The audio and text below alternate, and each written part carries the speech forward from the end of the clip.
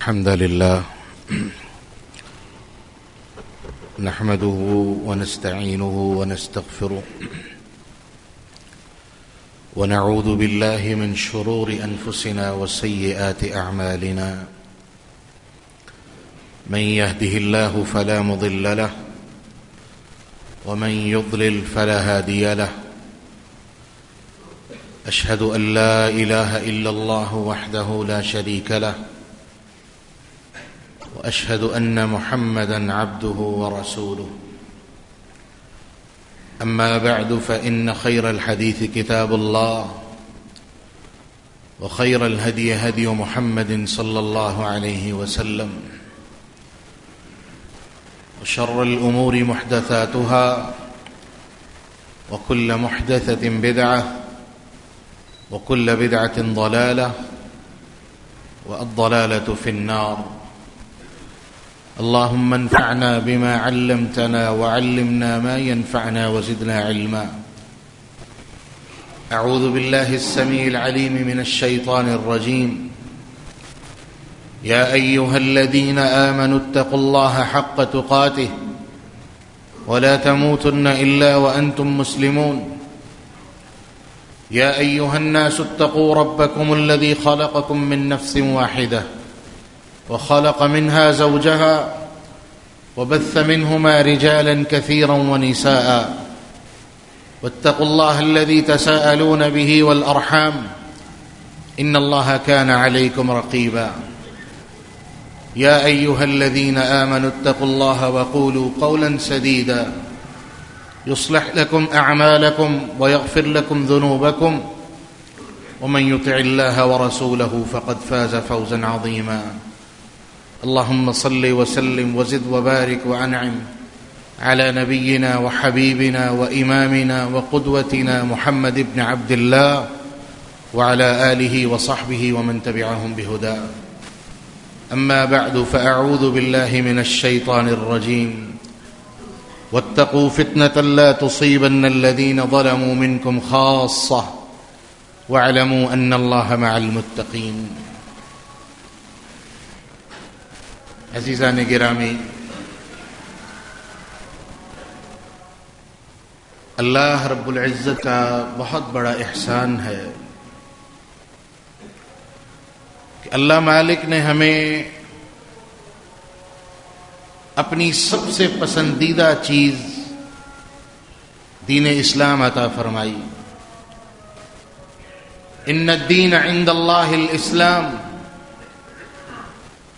اللہ رب العزت نے جس چیز کو سب سے زیادہ پسند فرمایا ہے وہ دین ہے.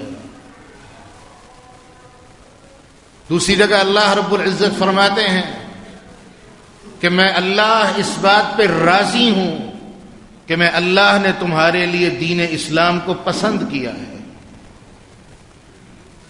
یہ اللہ رب العزت کا انتخاب ہے کہ جو اس نے پسند کیا وہ ہمارے لیے منتخب فرمایا. اور یہ اللہ رب العزت کی محبت کی نشانی ہے. وگرنہ 8 ارب کی دنیا کی آبادی اللہ ہمیں بھی کسی ہندو کے گھر میں پیدا کر سکتا تھا. اللہ ہمیں بھی کسی مشرک کے گھر میں پیدا کر سکتا تھا. اللہ ہمیں بھی کسی یہودی عیسائی کے گھر مغضوب اور ملعون بنا کے پیدا کر سکتا تھا. لیکن جس چیز نے اسے ہمارے لیے پسند کیا وہ اس کا دین تھا، اور اس سے بھی بڑھ کے اس کا فضل و انعام کہ اس اللہ نے ہمیں اپنے دین کے لیے منتخب فرمایا. اور حسن بصری رحمہ اللہ کہا کرتے تھے صرف اللہ کی اس ایک نعمت پر اگر ساری زندگی انسان اللہ کا شکر ادا کرتا رہے تو اللہ کی اس نعمت کا حق ادا نہیں ہو سکتا. ابراہیم علیہ السلام، یعقوب علیہ السلام جب دنیا سے جا رہے تھے تو اپنی اولاد کو اسی بات کی وصیحت کی، اسی بات کی نصیحت کی، ان اللہ اصطفى لكم الدین فلا تموتن الا وانتم مسلمون. اے میرے بیٹو، اے میری اولاد، اے میرے بچوں، اے میرا خاندان، ان اللہ اصطفى لكم الدین، اللہ رب العزت نے تمہارے لیے دین کو چنا ہے. یہ اللہ کا چناؤ ہے. اللہ کی محبت کی نشانی ہے۔ اب اللہ نے تمہیں ایک مشن دے دیا ہے، ایک ذمہ داری دے دی ہے۔ کیا ذمہ داری؟ فلا تموتن الا وانتم مسلمون۔ زندگی اس طرح سے گزارنا، کوشش کرتے رہنا، ہمت کرتے رہنا کہ جب موت آئے تو بحیثیت ایمان موت نصیب ہو، بحالت ایمان موت نصیب ہو۔ اور رسول اللہ صلی اللہ علیہ وسلم جو خطبہ مسنونہ تلاوت فرمایا کرتے تھے اور پڑھا کرتے تھے، جس کے بارے میں سیدنا عبداللہ ابن مسعود رضی اللہ عنہ فرماتے ہیں کہ اللہ کے رسول علیہ الصلاۃ والسلام ہر گفتگو سے پہلے اس خطبے کو تلاوت فرمایا کرتے تھے، پڑھا کرتے تھے، اور اس کے اندر 3 آیتیں اللہ کے رسول تلاوت کرتے، جس میں پہلی آیت سورہ آل عمران کی ہم نے بھی تلاوت کی۔ وہ آیت کیا ہے؟ اللہ فرماتے ہیں یا ایھا الذین آمنوا اتقوا اللہ حق تقاتہ ولا تموتن الا وانتم مسلمون۔ اے ایمان والو، اللہ سے اس طرح ڈرو جس طرح ڈرنے کا حق ہے، فلا تموتن الا وانتم مسلمون۔ یہ اللہ نے ہمیں مشن دے دیا، ایک ذمہ داری دے دی کہ تمہیں پیدا کرنے کا مقصد کیا ہے، کس مقصد کے لیے تمہیں پیدا کیا، کہ اللہ رب العزت نے وعدے کر دیا اور کوئی چیز پیچھے نہیں چھوڑی کہ میں اللہ نے تمہیں صرف اپنی عبادت کے لیے پیدا کیا ہے، صرف اپنی بندگی کے لیے پیدا کیا ہے، اور ساتھ زندگی کا مشن دے دیا، گول دے دیا، فلا تموتن الا وانتم مسلمون۔ زندگی اس طرح گزارنا کہ آخری لمحہ بھی ایمان کی حالت میں نصیب ہو۔ اور رسول اللہ صلی اللہ علیہ وسلم نے خوشخبری سنا دی، من کان فی آخر کلامہ لا الہ الا اللہ دخل الجنہ۔ صحیح مسلم کی روایت ہے، اللہ کے رسول فرماتے ہیں جس کو آخری چیز یہ کلام نصیب ہو گیا، من کان آخر کلامہ لا الہ الا اللہ، لا الہ الا اللہ نصیب ہو گیا، دخل الجنہ، اللہ اس کو حتمی طور پر جنت کا داخلہ عطا فرمائے گا۔ لیکن یہ کلام کیسے نصیب ہوگا؟ ساری زندگی ہم اللہ کی نافرمانی میں گزار دیں، اللہ کی معصیت میں گزار دیں، اللہ دیا ہوا ٹارگٹ اور گول جو اللہ نے ہمیں دے کے بھیجا ہے اگر ہم اس کو بھول جائیں تو یہ کیسے نصیب ہوگا؟ آج کی گفتگو کا محور اور مرکز وہ اسی چیز کے ہم گرد گھومتے رہیں گے کہ دنیا کے فتنوں میں جب انسان مبتلا ہوتا ہے تو انسان کن کن گمراہیوں کا شکار ہوتا ہے، یہ فتنے انسان کو کس کس طرح سے تباہ کرتے ہیں، زندگی کے مقصد سے غافل کر دیتے ہیں۔ اللہ سے دعا ہے اللہ رب العزت ہمیں سمجھنے کی اور حق بیان کرنے کی توفیق عطا فرمائے۔ عزیزان گرامی، روز اول سے ہی جب اللہ رب العزت نے آدم علیہ الصلاۃ والسلام کو پیدا کیا اور شیطان کو اور ملائکہ کو سب کو حکم دیا اسجدوا لآدم، کہ آدم کو سجدہ کرو، اسی وقت سے جنگ کا آغاز ہو گیا۔ اور شیطان نے کیا کہا تھا؟ لَأُغْوِيَنَّهُمْ أَجْمَعِينَ، میں ان سب کو گمراہ کروں گا۔ سب سے پہلی چیز اور بنیادی چیز گمراہی اور جہالت، جب انسان اپنی زندگی کے مقصد سے غافل ہو جائے تو سب سے پہلی اور بنیادی چیز کیا آتی ہے کہ انسان کی زندگی تباہ ہو جاتی ہے۔ اور آج ہم جس طرح کی زندگی گزار رہے ہیں، ہم ان دونوں لعنتوں کا شکار ہیں۔ گمراہی، ہمیں کوئی پرواہ ہی نہیں، اور اس کے اوپر مرے پہ 100 درے والی بات کہ جہالت کوٹ کوٹ کے بری ہے کہ اللہ کے دین سے اور علم سے ہمیں کوئی واسطہ ہی نہیں ہے۔ دنیا کے پیچھے دوڑ کے پڑے ہوئے، دنیا کے علم اور فنون حاصل کرنے کے لیے پاگل، لیکن آخرت کے لیے کیا ہے؟ کون سی تیاری؟ نہ نمازیں ہماری اس طرح کی جس طرح اللہ اور اس کے رسول نے ہمیں حکم دیا، نہ ہمارے اعمال اس طرح کے، نہ زندگی کے قانون اس طرح کے۔ کس طرح ہم جہالت سے نکل سکتے ہیں؟ کون سے رستے پہ چل کے ہم جہالت سے نکل کے اپنی زندگی کو بہتر کر سکتے ہیں؟ یہ بات ہم آگے چل کے کریں گے، لیکن ایک سوال یہاں پہ چھوڑ رہا ہوں کہ ہم جہالت کی جو زندگی گزار رہے ہیں اس کا حل کیا ہے؟ اور ہم جاہل کیوں ہیں؟ سبب کیا ہے؟ کون سی چیز ہے جو ہمیں جہالت کی طرف لے جا رہی ہے؟ سب سے پہلی چیز یہ فتنے جن کے بارے میں انسان کبھی غور نہیں کرتا، لیکن اللہ کی کلام کے اندر، اللہ کی کتاب میں یہ باتیں واضح طور پر موجود ہیں۔ اللہ رب العزت فرماتے ہیں ہم تمہیں آزماتے ہیں لِيَبْلُوَكُمْ أَيُّكُمْ أَحْسَنُ عَمَلًا، تمہیں آزماتے ہیں تاکہ ہم جان لیں تم میں سے بہتر عمل کرنے والا اور برے عمل کرنے والا، اللہ کی نافرمانی کرنے والا اور فرما برداری کرنے والا کون کون ہے۔ اور ہم سب اپنی ایک نفسا نفسی کے پیچھے چل رہے ہیں۔ دین ہم نے اس کو ثانوی حیثیت تک بھی نہیں رہنے دیا، بلکہ دین کو ہم نے صرف ایک ٹائٹل کے طور پہ اپنی زندگی میں رکھا ہے کہ ہم مسلمان ہیں۔ اور ہم چاہتے کیا ہیں کہ دین اس طرح کا ہو جس طرح ہم چاہتے ہیں۔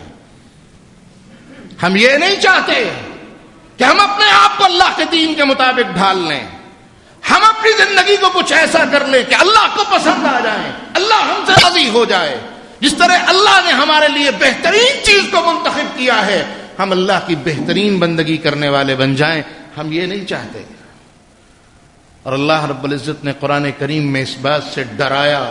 4 جگہ قرآن مجید میں اللہ رب العزت فرماتے ہیں کہ میرے نبی اس شخص کے بارے میں آپ دیکھیے، اس شخص کے بارے میں جان لیجئے جو اپنی نفس کو اپنا الہ بنا لیتا ہے۔ اَفَرَأَيْتَ مَنِ اتَّخَذَ إِلَٰهَهُ هَوَاهُ وَأَضَلَّهُ اللَّهُ عَلَىٰ عِلْمٍ، میرے نبی آپ کا اس بندے کے بارے میں کیا خیال ہے؟ اس کو جان لیجئے، دیکھ لیجئے وہ کیسا انسان ہوگا جو اپنی خواہش نفس کو اپنا معبود بنا لیتا ہے۔ اور ہم اسی جہالت کی وجہ سے اپنی خواہش نفس کی عبادت کے پیچھے لگنے والے لوگ ہیں۔ دین کیسا چاہیے؟ اپنی مرضی کا، نماز مرضی کی، روزہ مرضی کا، حج مرضی کا، زکوٰۃ مرضی کے مطابق، ہر چیز مرضی کے مطابق۔ اور اس کے بعد ہم اللہ رب العزت سے کس چیز کی امید رکھتے ہیں؟ کہ ہم بڑے کامیاب لوگ ہیں، دنیا میں بھی کامیاب ہیں، آخرت میں بھی کامیاب ہیں۔ اور اللہ نے قرآن میں کہہ دیا قُلْ هَلْ نُنَبِّئُكُمْ بِالْأَخْسَرِينَ أَعْمَالًا الَّذِينَ ضَلَّ سَعْيُهُمْ فِي الْحَيَاةِ الدُّنْيَا وَهُمْ يَحْسَبُونَ أَنَّهُمْ يُحْسِنُونَ صُنْعًا۔ میرے نبی ان کو بتا دیجئے، کیا تمہیں ایسے لوگوں کے بارے میں بتاؤں جو سب سے زیادہ گھاٹے کا سودا کرنے والے ہیں، سب سے بڑی حماقت میں مبتلا ہیں، جو اس بات کے اوپر خوش ہے کہ ہم کامیاب ہیں، لیکن قرآن کہہ رہا ہے کہ وہ اپنی کامیابی کو اپنی کامیابی سمجھتے ہیں، لیکن ہم کہتے ہیں کہ وہ سب سے بڑے گھاٹا کے سودے کرنے والے ہیں۔ اور کون ہیں؟ الذین ضل سعیہم فی الحیاۃ الدنیا وہم یحسبون انہم یحسنون صنعا، ساری کوششیں دنیا کے لیے، سب کچھ دنیا کے لیے، محنتیں دنیا کے لیے، عزتیں دنیا کے لیے، حتیٰ کہ دین کو بھی دنیا کے لیے استعمال کریں گے۔ اور یہی بات تو رسول اللہ صلی اللہ علیہ وسلم نے فرمائی، قیامت کے فتنوں میں سے ایک فتنہ یہ بھی ہوگا یصبح الرجل مؤمنا ويمسي كافرا ويمسي مؤمنا ويصبح كافرا، رات کے وقت مسلمان ہوگا لیکن صبح کا سورج طلوع ہونے سے پہلے پہلے وہ اتنی گمراہی کے اندر پڑ چکا ہوگا کہ وہ کافر ہو چکا ہوگا۔ صبح کے وقت وہ اسلام کی حالت میں ہوگا لیکن رات ڈھلنے سے پہلے پہلے وہ کفر کے اندر جا چکا ہوگا۔ اور اس کا سبب کیا ہوگا کہ اپنے دین کو، اللہ کے رسول صلی اللہ علیہ وسلم فرما رہے ہیں، اپنے دین کو یہ دنیا جیسی حقیر چیز کے لیے وہ اپنے دین کو بیچ دے گا۔ آج کتنے لوگ ایسے ہیں، ہزاروں تماشے ہم روز ایسے دیکھتے ہیں، اللہ کے دین کو استعمال کر کے دنیا خریدی جا رہی ہے۔ اگر یہ بات یہودی کرے تو قرآن کہتا ہے کہ یہ لوگ وہ ہیں جو دنیا کے چند ٹکوں کی خاطر، چند مال کی خاطر اللہ کے دین کو بیچ دیتے ہیں، تو وہ غلط، اور اگر ہم کریں تو ہم بالکل صحیح ہیں۔ سوچئے، یہ دنیا کے مال کی خاطر ہم فتنوں کا شکار ہو کے کہاں پہنچتے ہیں؟ دین مرضی کا، دنیا مرضی کی، اور سمجھتے ہیں کامیاب ہیں۔ قرآن کہتا ہے الذین ضل سعیہم فی الحیاۃ الدنیا وہم یحسبون انہم یحسنون صنعا، ساری کوششیں دنیا کے لیے اور اپنے آپ میں یہ گمان کرتے ہیں کہ ہم بڑے کامیاب ہیں، لیکن قرآن کیا کہتا ہے؟ اخسرین اعمالا، سب سے زیادہ گھاٹے والے لوگ ہیں، کوئی عمل کام نہیں آئے گا۔ اور عبداللہ ابن مسعود رضی اللہ عنہ فرماتے ہیں اللہ رب العزت نے ایسی ہی آیت عیسائیوں کے راہبوں کے بارے میں نازل فرمائی تھی، اور وہ شاید ہم پر بھی پوری کی پوری اترتی ہے، کہ جن کے بارے میں قرآن کہتا ہے عاملۃ ناصبہ تصلی نارا حامیہ، کچھ روحیں ایسی آئیں گی اللہ کے سامنے، اللہ کی بارگاہ میں آئیں گی، جو اللہ کے سامنے آ کے دعویٰ کریں گے، کلیم کریں گے، کس بات کا؟ اللہ ہم نے بڑے عمل کیے ہیں، تھک گئے ہیں عمل کر کر کے۔ ایسی جانیں ہوں گی جو عمل کر کر کے تھک چکی ہوں گی۔ حق تو یہ تھا کہ کامیابی نصیب ہوتی، کہ تم نے بڑی محنتیں کی ہیں، بڑی کوششیں کی ہیں، بڑی کامیابی تمہارے لیے ہے، مبارکباد ہو۔ لیکن قرآن کہہ رہا ہے تصلی نارا حامیہ، ہم ان کو دہکتی ہوئی آگ کے شعلوں کے سپرد کر دیں گے۔ کس لیے؟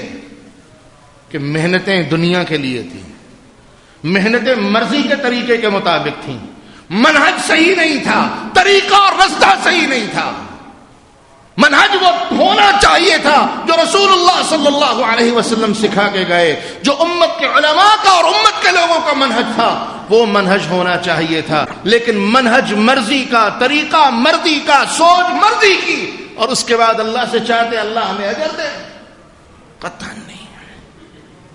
تو پہلی چیز، انسان فتنے کا شکار ہے، اور فتنوں میں سب سے پہلا فتنہ یہ دنیا کی محبت، دنیا کے مال و متاع کی محبت، دنیا کے مال کے پیچھے انسان کی نفسا نفسی۔ دوسرا فتنہ اور بنیادی فتنہ، اس کے بارے میں حذیفہ ابن الیمان رضی اللہ عنہ بیان کرتے ہیں کہ رسول اللہ صلی اللہ علیہ وسلم نے فرمایا یہ فتنے ایسے ہوں گے کہ اللہ کے رسول نے ان کی 2 تشبیہات اور تیسری روایت کے مطابق 3 تشبیہات اللہ کے رسول نے بیان کی۔ نمبر 1، کقطع اللیل المظلمہ، اندھیری رات کی سیاہی کی طرح۔ دوسرا، کریح المرسلہ، تیز آندھی کی طرح۔ اور تیسرا، تموج کموج البحر، سمندر کی بڑی بڑی موجوں اور لہروں کی طرح فتنے آئیں گے۔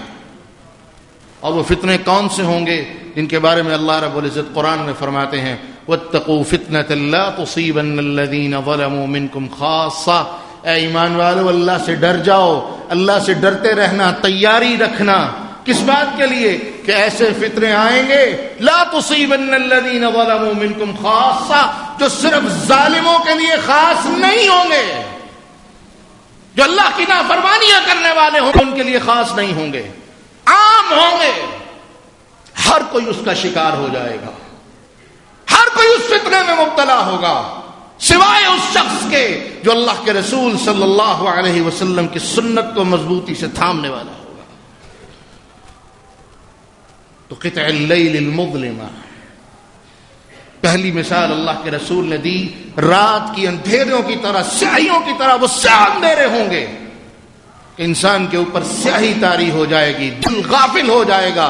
اور اللہ کے رسول صلی اللہ علیہ وسلم نے فرمایا یہ فتنے دلوں پر ڈالے جائیں گے، دلوں کے اوپر ان کی یلغار ہوگی۔ تعرض الفتن علی القلوب، فتنوں کی یلغار دلوں کے اوپر ہوگی۔ اور پھر اللہ کے رسول نے فرمایا پھر دل 2 طرح کے ہوں گے، یا تو ان فتنوں کو قبول کرنے والے ہوں گے اور وہ اس طرح ہو چکے ہوں گے کہ سیاہ اندھیری رات کی طرح وہ فتنے اور وہ دل ہو چکے ہوں گے۔ اور دوسرے دل کون سے ہوں گے؟ جن کو اللہ اپنی رحمت سے بچا لے گا، جو اللہ سے فضل اور اللہ سے دعائیں کرنے والے ہوں گے، محنت کرنے والے ہوں گے، منہج سلف پہ چلنے والے ہوں گے، اللہ اپنی رحمت سے ان کے دلوں کو ان فتنوں سے بچا لے گا، اور ان کے دل سفید دودھ کی طرح اور روشن روز کی طرح وہ واضح ہوں گے۔ 2 الگ الگ دل ہوں گے۔ پہلا دل بیضاء نقیہ، صاف اور شفاف دل، اور دوسرا اندھیری رات کی طرح سیاہ اور کالا دل۔ اور جو دل صاف ہوگا وہ کون سا دل ہوگا؟ رسول اللہ صلی اللہ علیہ وسلم نے فرمایا جو حق کو قبول کرنے والا دل ہوگا، اللہ رب العزت کے دین پہ چلنے والا دل ہوگا، جو منہج کے اعتبار سے بہترین ہوگا، سلف کے منہج پہ چلنے والا ہوگا، کیونکہ یہی تو ایک منہج ہے۔ اور میں آج ہی امام ابن تیمیہ رحمہ اللہ کا ایک قول پڑھ رہا تھا کہ رسول اللہ صلی اللہ علیہ وسلم نے جس زمانے کو بہترین کہا ہے، عمران بن حسین روایت کرتے ہیں اللہ کے رسول صلی اللہ علیہ وسلم نے فرمایا خیر القرون قرنی ثم الذین یلونہم ثم الذین یلونہم، سب سے بہترین زمانہ میرا زمانہ ہے، اس کے بعد ثم الذین یلونہم میرے صحابہ کا اور میرے صحابہ کو ملنے والوں کا زمانہ، ثم الذین یلونہم اور پھر وہ لوگ جو ان کے بعد ان کو دیکھنے والے اور ملنے والے ہوں گے، اور اس کے بعد اللہ کے رسول صلی اللہ علیہ وسلم فرماتے ہیں فتنے عام ہو جائیں گے۔ اور امام ابن تیمیہ فرماتے ہیں یہ وہ زمانے ہیں جن میں خیر عام تھی اور شر بہت قلیل تھا، اسی لیے اللہ کے رسول صلی اللہ علیہ وسلم نے ان زمانوں کو حجت قرار دے دیا، ان زمانوں کو اللہ کے رسول نے بہترین قرار دے دیا، اور باقی کسی زمانے کی بات کیوں نہیں کی؟ کیونکہ خود فرما دیا ان کے اندر فتنے عام ہو جائیں گے، شر عام ہو جائے گا، خیر ختم ہو جائے گی، کم ہو جائے گی۔ اسی لیے ہم کیا کہتے ہیں بہترین منہج کون سا ہے؟ جو سلف صالحین کا، اور یہ سلف صالحین کون ہیں؟ تین طبقے کے لوگ، صحابہ، تابعین، تبع تابعین، بس، کیونکہ یہ تین زمانے اللہ کے رسول نے خود فرما دیا یہ شر سے محفوظ ہیں، یہ فتنوں سے محفوظ ہیں، اور پورے کا پورا دین ان تین زمانوں کے اندر پوری طرح سمجھا جا چکا تھا، سیکھا جا چکا تھا اور پوری طرح منتشر ہو چکا تھا۔ یہاں تک کہ سعودی عرب کے اندر ایک ادارہ ہے، انہوں نے قرآن کریم کی تفسیر کے اوپر ایک کام کیا ہے، 40 جلدوں میں ایک بڑی ساری کتاب انہوں نے جمع کر دی ہے، اور ان کا دعویٰ ہے کہ قرآن کریم کی پوری تفسیر وہ تابعین اور تبع تابعین کے زمانے تک مکمل ہو چکی تھی، اس کے بعد دنیا میں جتنی تفسیریں لکھی گئی ہیں وہ انہی سے لے کے لکھی گئی ہیں، اپنی طرف سے کوئی کچھ نہیں اس کے اندر شامل کر سکا، اور اسی لیے یہ زمانہ بہترین ہے۔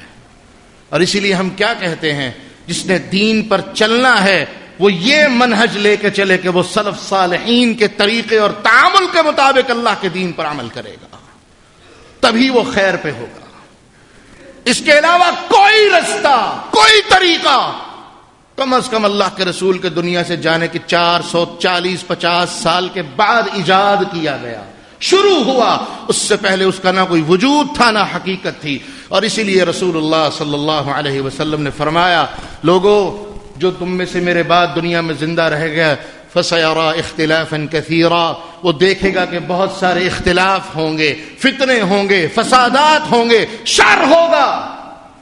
اور اس زمانے میں تمہیں کیا نصیحت کرتا ہوں، علیکم بسنتی وسنت خلفاء الراشدین المہدیین، میں تمہیں اپنی سنت اور اپنے صحابہ کی سنت کی تلقین کرتا ہوں، میں تمہیں اپنی سنت کے بارے میں نصیحت اور وصیت کرتا ہوں، اپنے صحابہ کی سنت کے بارے میں نصیحت کرتا ہوں، کیونکہ یہ خیر والے لوگ تھے۔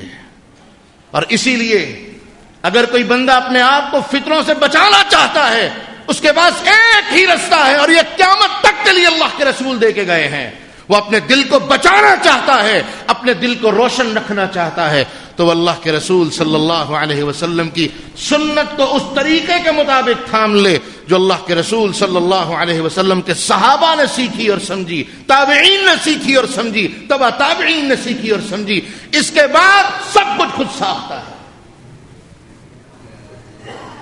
کتنے طریقے آج ایجاد ہو چکے ہیں، لیکن ہر کوئی طریقہ اٹھا کے دیکھ لیں، کسی کے عقیدے میں خامیاں ہیں، کوئی مشرکانہ عقائد پر مشتمل ہے، جو اللہ کے رسول کی سنت کی مخالفت پر مشتمل ہے، بدعات سے بھرا ہوا ہے۔ اور اللہ کے رسول صلی اللہ علیہ وسلم نے تو بدعتی کے بارے میں یہ بات کہہ دی، ذرا اندازہ کریں کہ مشرک اللہ کے ہاں کتنا خطرناک ہوگا، اللہ رب العزت کے ہاں کتنا بڑا ملعون ہوگا، کہ اللہ کے رسول فرماتے ہیں ان اللہ یحجب التوبہ عن صاحب کل بدعہ ما لم یدعها، اللہ رب العزت بدعتی کو اس وقت تک توبہ کی توفیق ہی نصیب نہیں فرماتے، بدعتی کو توبہ کی ہدایت ہی نصیب نہیں فرماتے جب تک وہ بدعت کو چھوڑ نہ دے۔ یہ اتنی خطرناک چیز ہے کہ اللہ توبہ کی توفیق نصیب نہیں فرماتا، تو شرک کے بارے میں کیا بات ہوگی۔ اس لیے جہاں جہاں بھی فتنے کی بات آئے گی، اب اللہ کے رسول کی حدیثیں اٹھا کے دیکھ لیں، اگر نہیں کوئی دیکھ سکتا تو ایک ہی کتاب لے لے، امام نعیم بن حماد کی کتاب ہے کتاب الفتن، وہ پوری کتاب ہی انہوں نے فتنوں کی حدیثوں سے جمع کر دی ہے.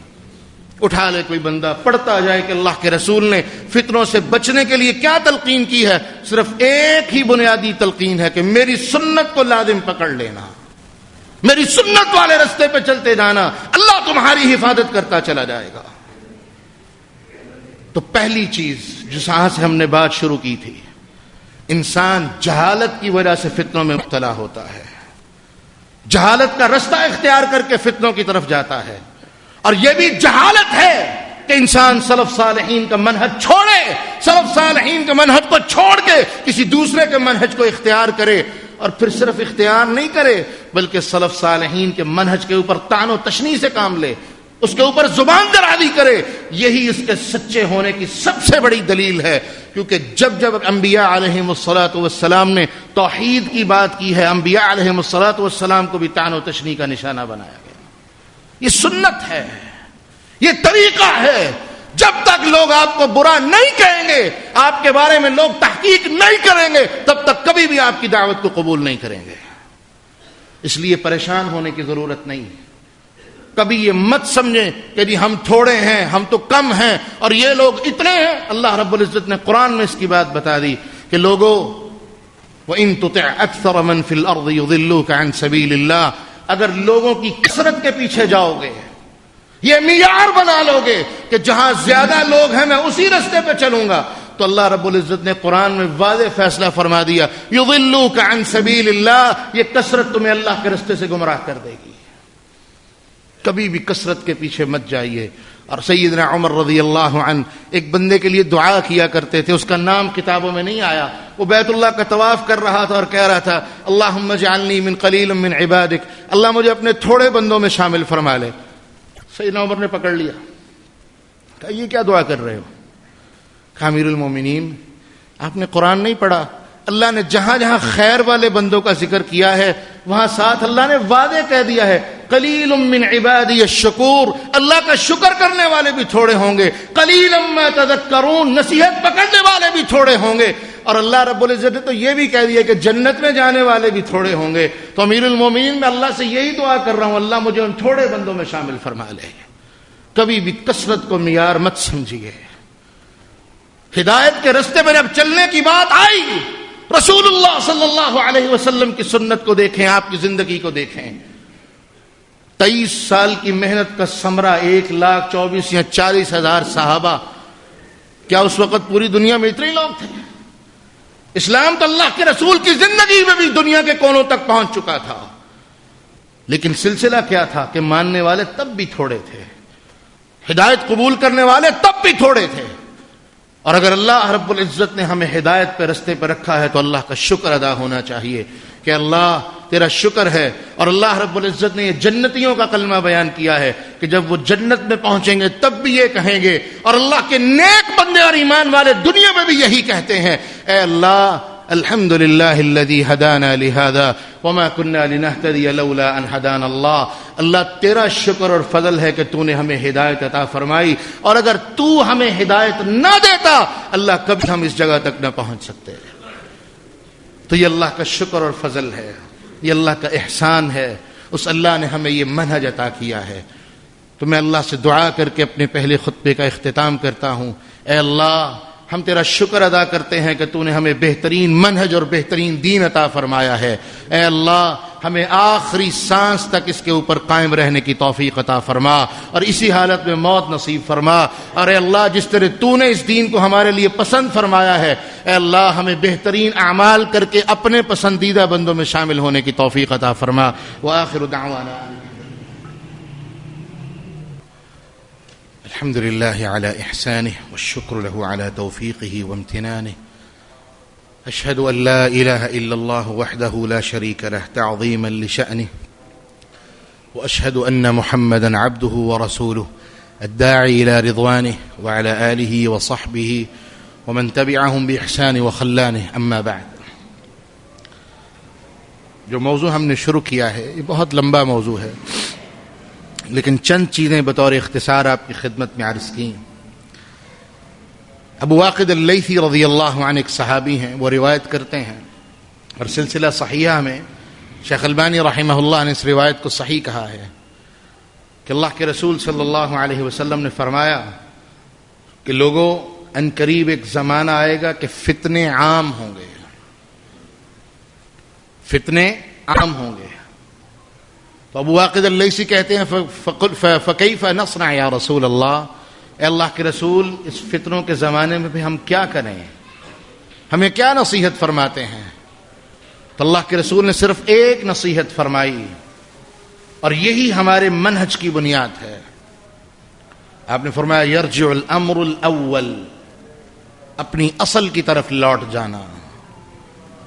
اور اصل کیا ہے؟ اللہ کی کتاب اور محمد الرسول اللہ صلی اللہ علیہ وسلم کا فرمان.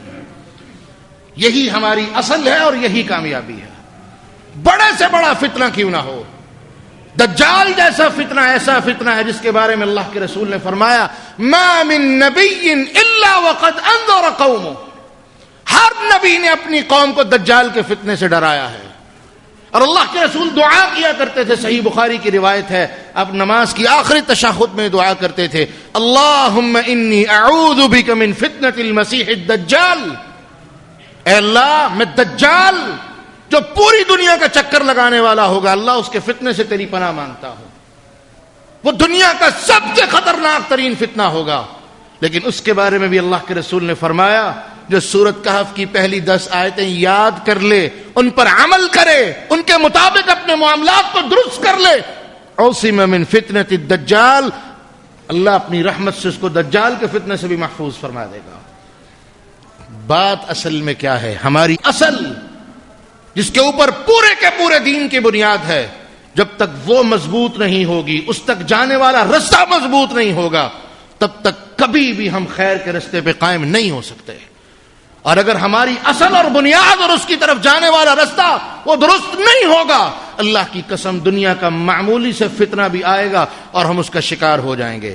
اور سیدنا علی رضی اللہ عنہ فرمایا کرتے تھے کہ لوگوں ایمان والے بندے کی اور منافق بندے کی اور ایک عقل والے بندے کی اور ایک جاہل بندے کی، اور اس ساتھ فرمایا کرتے تھے کہ اللہ نے قرآن میں عقل والا صرف مومنوں کو کہا ہے.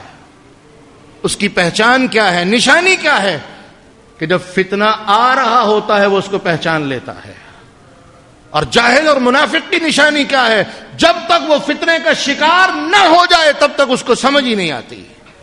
اس لیے اللہ نے جو بصارت مومن کو عطا کی ہے، اور یہ صرف انہی مومنوں کو نصیب ہوتی ہے جو اپنی اصل پر قائم رہنے والے ہوتے ہیں. تو اللہ سے دعا ہے اللہ رب العزت ہمیں دین کی اصل کے اوپر قائم فرمائے، اللہ ہمیں دین کی صحیح معنوں میں سمجھ عطا فرمائے، اور اللہ اپنی کتاب اور سنت رسول صلی اللہ علیہ وسلم کو سلف صالحین کے فہم کے مطابق اللہ ہمیں اس پر عمل کرنے کی توفیق عطا فرمائے. یہ 1-2 اعلانات ہیں. ہمارے کوئی بھائی ہیں توفیق صاحب، ان کی اہلیہ شدید بیمار ہیں، ان کے لیے دعاؤں کی اپیل ہے. اس کے بعد تمام بیماروں کے لیے دعائے صحت کی درخواست ہے. اس کے بعد یہ ایک اعلان ہے، جامعہ عمر فاروق تھرپارکر کے علاقے میں ہے. اس ادارے میں کئی مرتبہ صحیح بخاری کی تقاریب بھی ہو چکی ہیں اور علماء اور حفاظ نے یہاں سے فراغت حاصل کی ہے. تو ان کے لیے اعلان ہے، ہر وہ ادارہ جو اللہ کی کتاب اور سنت رسول صلی اللہ علیہ وسلم کی بہترین تعلیم دینے والا ہے، اس کے ساتھ تعاون سے بڑھ کے بہترین کوئی صدقہ جاریہ نہیں ہو سکتا، ہو ہی نہیں سکتا. کیونکہ اللہ کے رسول صلی اللہ علیہ وسلم نے فرمایا، اور شیخ محمد بن صالح العثیمین رحمہ اللہ اس کی بڑی خوبصورت تشریح فرماتے تھے. اللہ کے رسول کی حدیث ہے انقطع ابن آدم اذا مات انقطع من عمله الا من 3. جب ابن آدم مر جاتا ہے تو 3 طرح کے عمل اس کے مرنے کے بعد بھی جاری رہتے ہیں. نمبر 1 صدقۃ جاریہ، نمبر 2 ولد صالح يدعو له، اور نمبر 3 علم ينتفع به. صدقہ جاریہ وہ بھی کبھی نہ کبھی تو ختم ہو سکتا ہے. مثال کے طور پر نلکا لگوایا، 2-4-10 سال کے بعد وہ خراب ہو گیا، کسی نے پرواہ نہیں کی، ختم ہو گیا. ولد صالح يدعو له، نیک اولاد جب تک دعائیں کرے گی وہ بھی فوت ہو سکتے ہیں، اللہ کا حکم ہے. لیکن علم ينتفع به، نفع بخش علم وہ ختم نہیں ہو سکتا. اور شیخ محمد بن صالح العثیمین فرمایا کرتے تھے کہ نفع بخش علم تو نسلوں کی نسلیں چلتا ہے. مثال لے لیں امام بخاری رحمہ اللہ کی. صحیح البخاری لکھے کتنے سال ہو چکے ہیں؟ تقریباً 1100 سال سے زیادہ، 1200 سال کے قریب عرصہ صحیح بخاری کو لکھے ہو گیا ہے. آج تک پڑھی جا رہی ہے اور انشاءاللہ قیامت تک پڑھی جائے گی. کتنا اجر اللہ کی توفیق سے امام بخاری رحمہ اللہ کے نامہ اعمال میں درج ہو چکا ہوگا، کوئی حساب ہی نہیں کر سکتا. یہ ہے علم ينتفع به. جب تک علم ہے وہ چلتا رہے گا. اس لیے علم کی جو جگہ ہیں، اور حسن بصری رحمہ اللہ کا قول، یہ دنیا کے فنون علم نہیں ہے، یہ دنیا کمانے کے ڈھونگ اور نظریے ہیں. علم صرف وہ ہے جو انسان کو دنیا میں بھی اور دنیا کے بعد کے لیے بھی فائدہ دے، اور وہ صرف اللہ کی کتاب کا اور سنت رسول اللہ کا علم ہے صلی اللہ علیہ وسلم. تو ان اداروں سے تعاون کریں، یہ ہمارے بہترین تعاون کے مستحق ہیں. اللہ رب العزت سے دعا ہے اللہ رب العزت ہمیں سمجھنے کی توفیق عطا فرمائے. رب